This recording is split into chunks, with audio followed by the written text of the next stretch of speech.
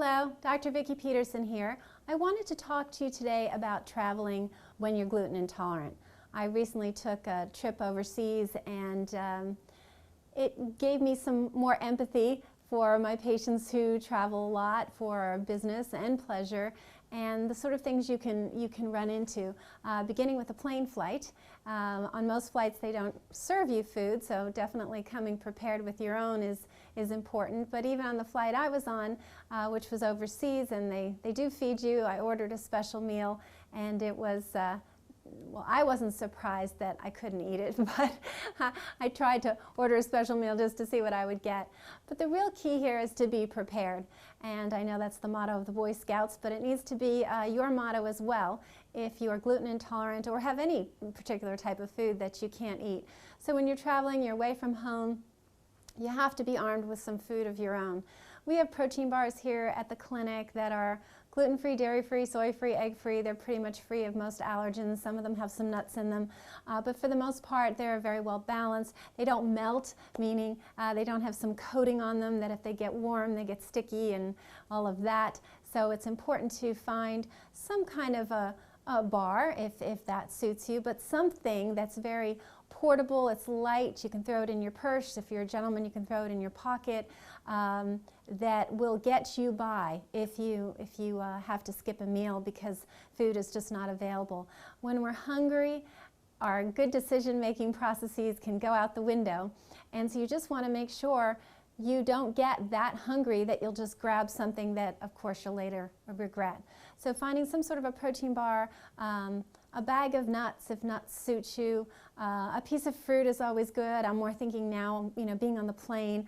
I went on the plane with some hummus and some whole grain crackers and fruit and nuts and protein bars, and that's kind of how I armed myself. But even day to day, you might go to a restaurant or find yourself in a situation where you really shouldn't eat what's available because it's either unknown whether it's a problem or you're pretty sure it is a problem. So having a protein bar or something like that that's light and portable is really the way to go. So number one is be prepared. Number two is to speak up and not be shy. I have so many patients get into trouble because they just don't want to talk about the fact that they have a dietary restriction, which, so many people have dietary restrictions that you're actually in very good company, and we'll talk later about educating others, but this ties into it a little bit. You should talk about it and you might help the person that you're talking to. So on my particular voyage, I was actually on a ship for a while, and the first morning, the fare that was offered was not that great, and the first thing I thought of is I miss my green smoothie. So I simply went to the kitchen and taught them how to make my green smoothie, which is just 4 ingredients. It's pretty easy, and they made that for me every morning, and it worked out beautifully. It was good for me. They learned something, other people were interested in what it was, and it was pretty simple. But if I had never asked, I never would have gotten it, and I wouldn't have enjoyed starting off my day the way I normally do at home, which is really healthy and gets me lots of fruits and vegetables. The next point I want to talk about is strategizing. I found myself in Italy, in a town, and I wanted some gluten-free pasta because they're pretty celiac friendly in Italy, but that doesn't mean every restaurant is. So because I was aboard a vessel and was just sort of walking around the city, I didn't have my own hotel, but I realized that hotels, the front door is always open, and it was lunchtime, and there's usually a concierge at nicer hotels.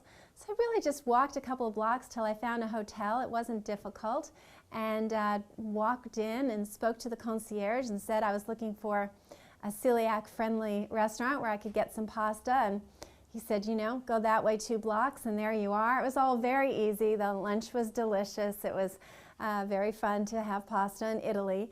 But the motto there is just taking that extra time and strategizing about who knows about food in a city.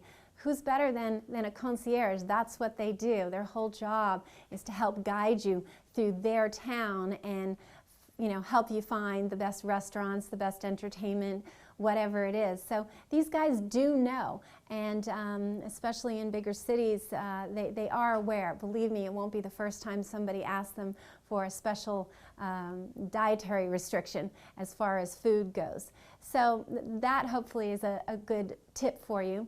And last but not least, education. So if you're willing to speak up and ask questions and talk about your dietary restriction, you will no doubt help someone, if not many someones. I always tell people about my children who have diagnosed more friends with gluten intolerance than probably anyone their age, just because they were willing to talk about it and educate their friends and educate their friends' parents. And they've actually helped a lot of people over the years just by talking about it, and so will you. So consider those points. I hope you find them helpful in traveling for the holidays, traveling for business, traveling for pleasure. Whenever you're away from home, there is that added burden of finding healthful food so that you will really enjoy your time away and not be hindered by not feeling well because you ate the wrong food. So I hope you find this helpful, and please write to me, let me know any questions you have or any other topics that you want me to discuss. I'm always happy to do that. So until next time, I wish you very good health.